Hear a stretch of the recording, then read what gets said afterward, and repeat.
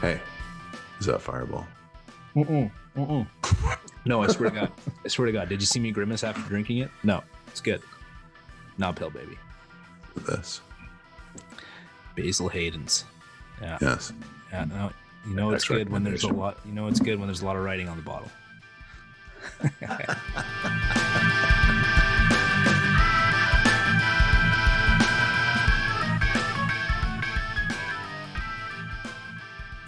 I want to hear what you have to say about Van Halen 1. I don't know why I called it Van Halen 1. It's just Van Halen. I keep calling it Van Halen 1. Anytime I search for it, it's Van Halen 1. And man, this blew my mind that this was like their first album. This was like an incredible kickoff album for a band. Right. Like this, like when you turn it on and even like you just hear David Lee Roth's vocals, like, man, I can't believe this is a first album. And then you hear Eddie's guitar and you're like, who are, like, I can't imagine what it was like at the time to hear an album like this for the first time and not having heard of them before at all. Because I know that when people heard like Running with the Devil on the radio for the first time, it was like, who are these guys? Like, I can't imagine having lived in a time where like you would hear these tones and this kind of guitar come out of a human being on a debut record. Well, so, it was almost like Led Zeppelin, you know. It was a game changer when people heard this come out. It scared people a little bit. It was like, oh, like people kind of sat back in their chairs when they heard it. You know, it was a truly exciting debut. I don't doubt it, because that coupled with Roth's vocals, man, this is like, it just seems like so groundbreaking. First song on the record, Running with the Devil. Right. Yeah. Incredible. And just that, you know, it's cool because you hear, you know, the beat and then you hear Edward right away drag his pick across the strings above the guitar nut. Clink. You can hear that. Like Van Halen, it just kind of set the stage for all the cool things that Van Halen would do eventually. Right. Nobody else had done something like that before. It's just stupid. He probably thought of it the last minute and he just went clink. And then the song starts and it's like, wow. Not only is it a great place to get some cool sounds, it's a great place to hold your cigarette, Brent, while you're ripping. He did that. So if you think about like his Frankenstrats, right? You can see in the like, you know, there's remakes, people try to rebuild these things, but if you look at the original guitars, this burn marks between, you know, the string and the headstock, but like it would burn down and it would burn the headstock and there was like a burn mark on it. Man, just so cool. Like, amazing. So cool. Like amazing. But that's you know, that is the essence of Van Halen right there. Right. Yeah. That's almost metaphoric when you're thinking about Van Halen. Like it's it's pure and it's real rock. It's the real deal. And that's in that name, Van Halen. What a band name. And it's pretty incredible that Roth was like the one to be like, this band should be called Van Halen because it's a great band name to come from him. You know, it's kind of like that Steven Tyler thing where it's like, you know, Steven Tyler wants to take credit for everything. You know, Roth, had this ego, right? He, you know, but he still was like, Van Halen's a great name. And that's what this band needs to be. And, you know, and throughout the record, it's awesome that, you know, Eddie was a singer of his previous bands so that he could back up on vocals as well to like bring in that accompanying harmonies throughout the album. But you know who the real secret weapon was in the harmony vocals? Bass player, right? It was Michael Anthony. Right. Yeah. Okay. Yeah. Like amazing. And he truly was. They called him a secret weapon because he was the unsung hero. You know, he would always, and you heard those background vocals. You would hear Roth, and then during the choruses, you would hear this really, really high voice, and that was Michael Anthony. Crazy. It was fantastic. Yeah. Yeah. Yeah, that's really cool. That was like Howie with Tom Petty later on in the years when their bass player. Yeah, that's great. Yeah. Yeah, no, this was awesome, man. Running with the Devil, great way to start it off, and then to just get into Eruption from there to really just be like, oh, you thought the guitar was cool in the first song, Peekaboo, like here's our guitar player. People that changed everything, in my opinion. So, Hendrix came along and he changed a lot of things. Yeah. But Eddie Van Halen came along and he changed everything again. He took it to the next level. And a lot of people, when you listen to guitar players who are renowned today and they, tell their stories about, when they heard Eruption for the first time, they say, what is that? That's not a guitar. Is it a piano? Is it a keyboard? Is it some other instrument? It can't be a guitar. What's he doing? No one knew.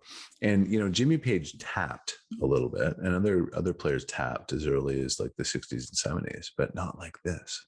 No. It was just, and that Eruption thing was an accident. So Ted Templeman came into the studio and Ed was just fooling around and he was, kind of warming up.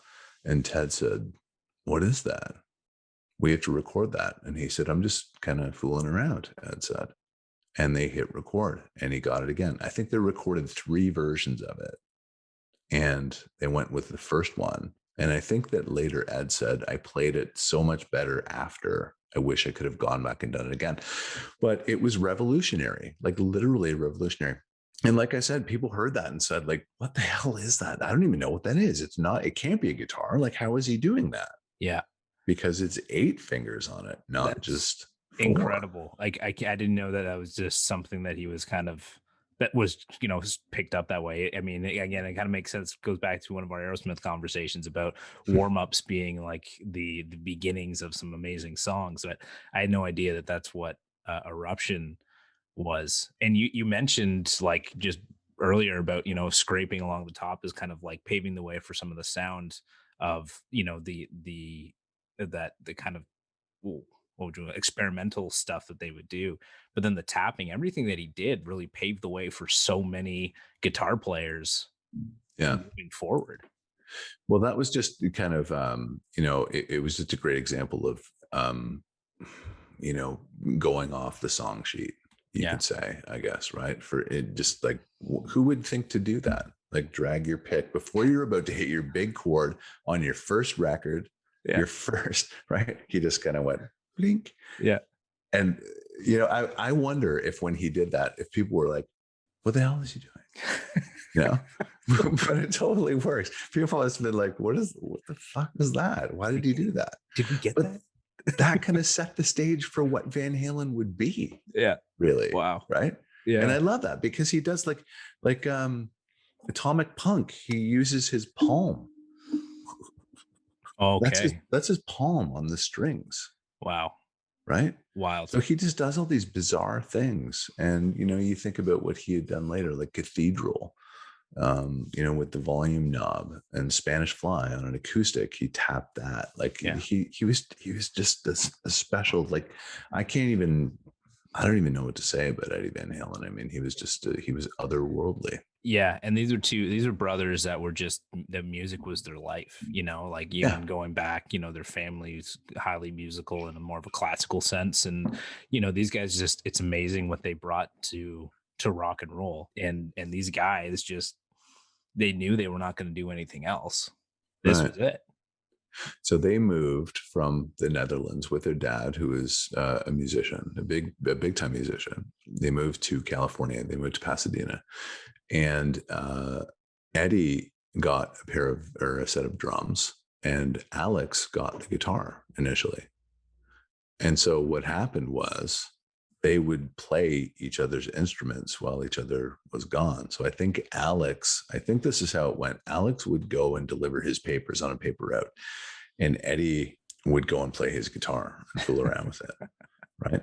So anyway, the point is they switched instruments, but initially Eddie was playing the drums and Alex was playing the guitar. Wow. That was initially how it was going to go. And was Alex just not a good guitar player? Did they just realize it? Did he just realize he wasn't good? And he was like, one of them was playing the other one's instruments while one of them was away. I can't remember who it was, but one of them had a paper route and the other one went and snuck in and kind of played his instrument and thought like, oh, I kind of wish I could play this one instead. Yeah. And that's how it went. And then they said, they both kind of shook on it and said, yeah, let's just do this instead. And then they just got like super good together. And then they started, forming bands and playing in backyards in Pasadena and stuff like that. And they came up against Roth's band called the Red Ball Jets. And Roth was like this kind of Jim Dandy type character who was just all charismatic, and, you know, he was a showman. And they were like, oh, we could do something with him because he had his own PA. Right. Okay. And they didn't. Yeah. And I think that Alex asked him to join the band because he had a PA. Right. Because yeah. So because they were paying him for that PA, right? That's right. They rented it from him, I think. Yeah. And the story goes that's how he joined the band, was because of his PA. He didn't want to, because they wanted to stop paying him for the PA. That's right. So this is just join the band.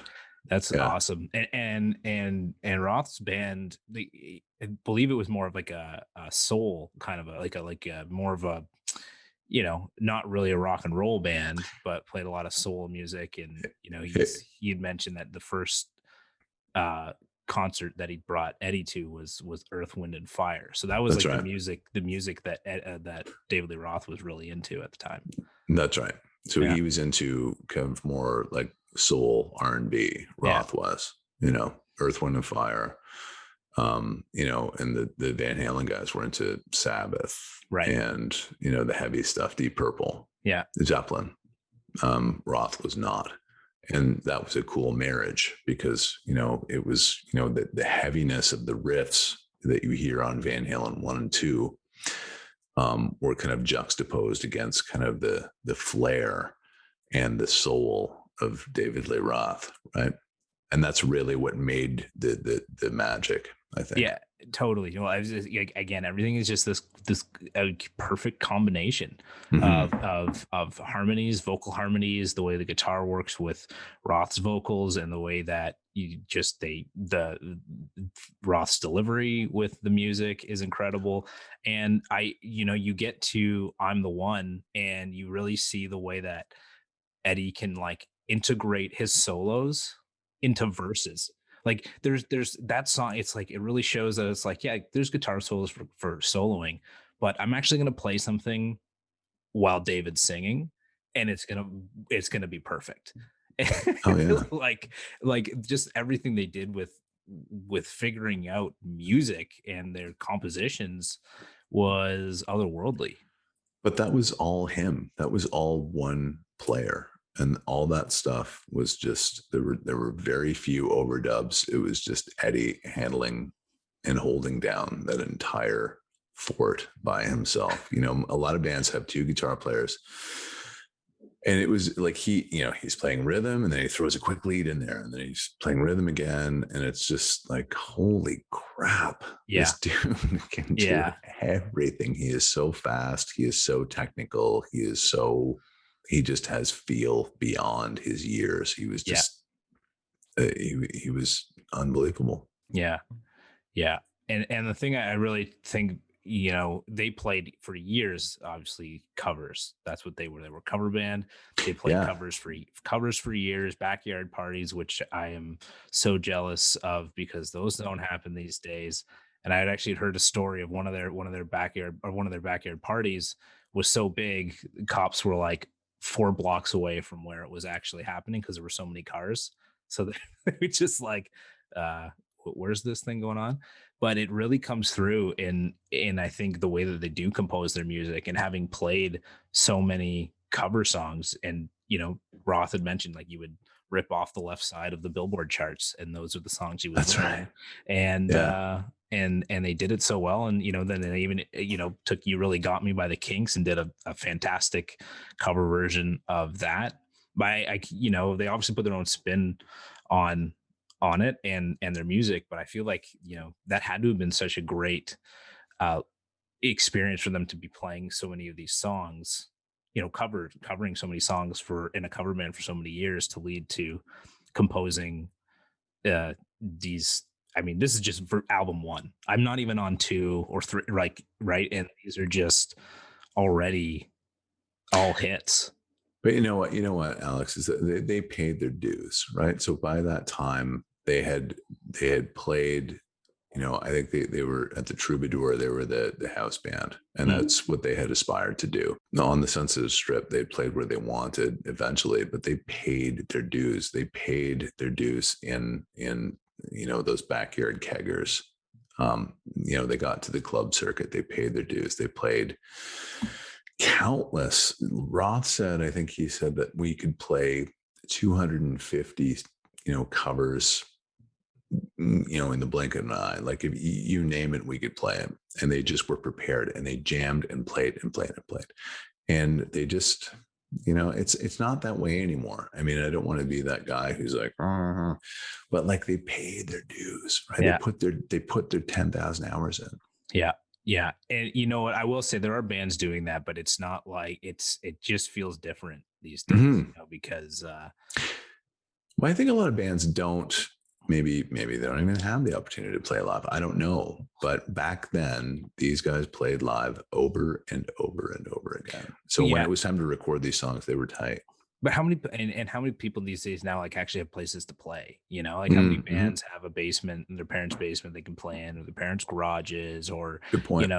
These areas, and maybe there are. I'm not going to say there aren't these bands doing that, but I don't know. I'm not hearing too many. Yeah, we would jam every night in my parents' basement. We jam every night in the garage, and it's like, we got to rent the rehearsal studio at for $25 a night, so we can only rehearse once a week because I got to work part-time. And it's always these part-time part-time musicians trying to be like, looking for full-time glory.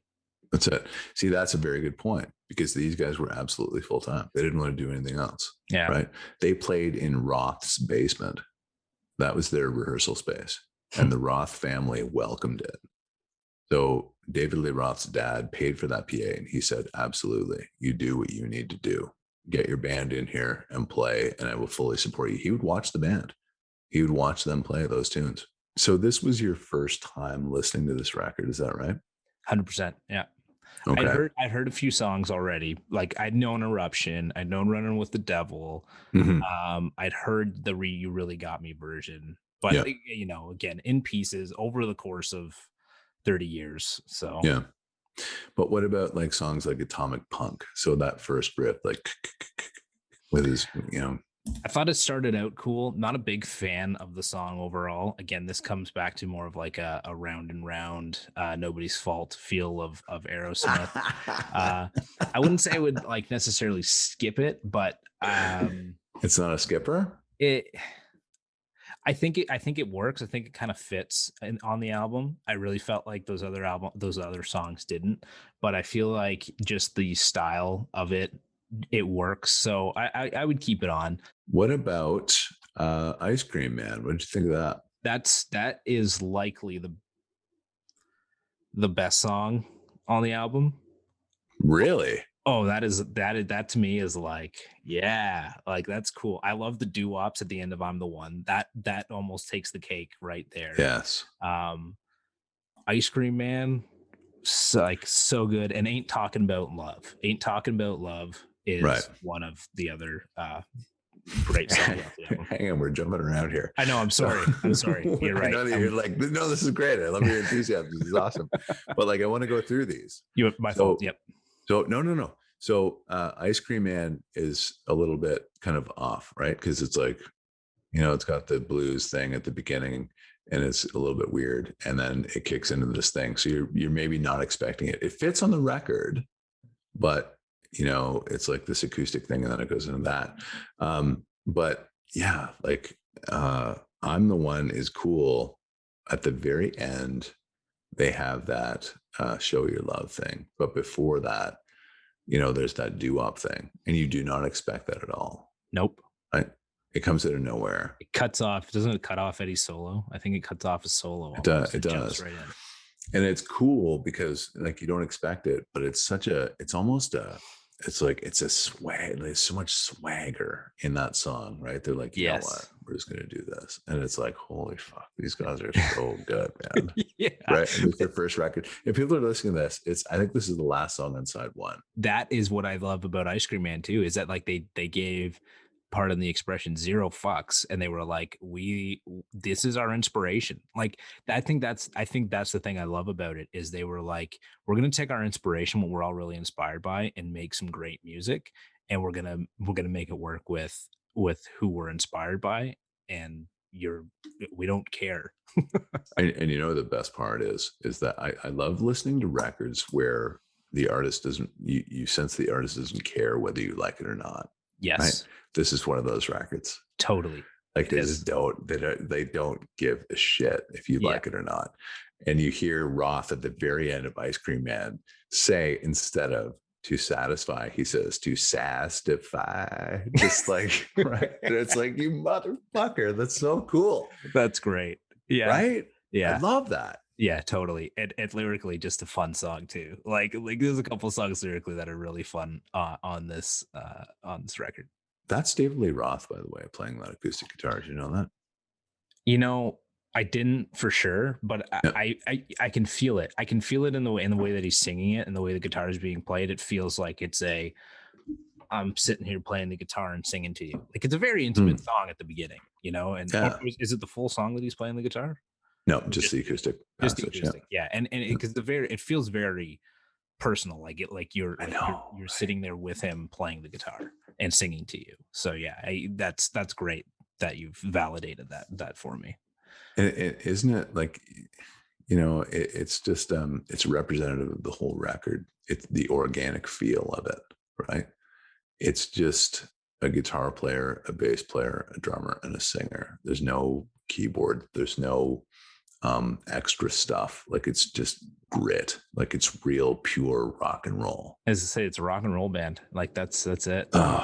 People must have been so excited when they heard this for the first time in 1977, going, holy shit, this is so good. I'm so glad to be getting introduced to these tunes and going through and discovering them. Let me ask you something. Do you get a bit of Bob Dylan in Ain't Talking About Love from David Lee Roth? Take another listen to it, because there are things in the verses, unless you can think about it now, but there are things in the verses where I'm just like, this feels like a little bit of like a Bob Dylan delivery. Really? Yeah.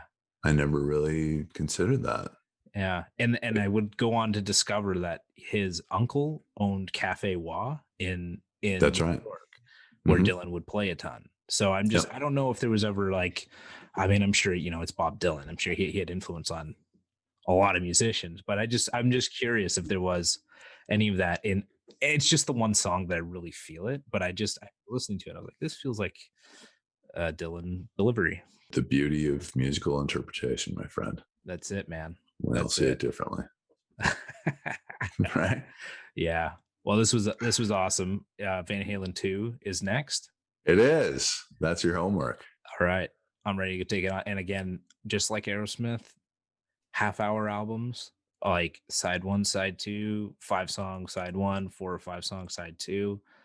This is it, man. This is why it made sense for like listening parties. This is what, or for like, you would sit down and you put the headphones on and just like, I'm going to listen to this album tonight. Right.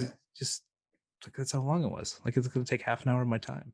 Exactly. You know, and I hate that I say it comes down to time, but like, it does. You know, like, well, it certainly does. You're gonna put your headphones on with the curly cord, and you know. That's a blast from my past right there. Yeah, give her a spin. I love it. I love the length of these.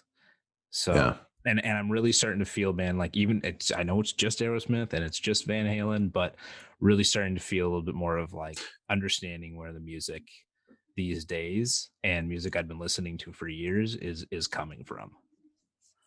I'm so glad that you said that, and you said that very well. Now, this record in particular, 1977, comes in like the crux of what great musical time in rock, right? And I told you this before, between 1975 and 1981 or 2, like, rock was so fucking strong at this time. And this is a perfect example of how good rock was back then. Yep. Yeah. It's been pretty damn good. And this is just America, you know. and like this. Oh God, yeah. Just what's coming out of America. So Yeah, this is. But awesome. there's so much behind this. You know, there's Grand Funk Railroad. There's Journey's first couple records that people have never heard. There's all kinds of stuff that you know, we could do this for years and years and years. There's so much stuff, dude. I love it. Well, Yeah. you know, pretty healthy. So let's So keep this thing going. We're gonna keep going. We're gonna keep this thing going. You know, it's not legit until you reach episode 100, Brent. That's right. You know, and you know, so we've got a ways to go. But I'm excited, man. I'm gonna plug in Van Halen 2 this next week and give her a ride. Yeah. All right, man. Well, there goes another Thursday night. Cheers, my man. Cheers. Yeah, this is great. All right. Here's the Van Halen 2. Van Halen 2, baby. Baby. All right. Best. David Lee Roth.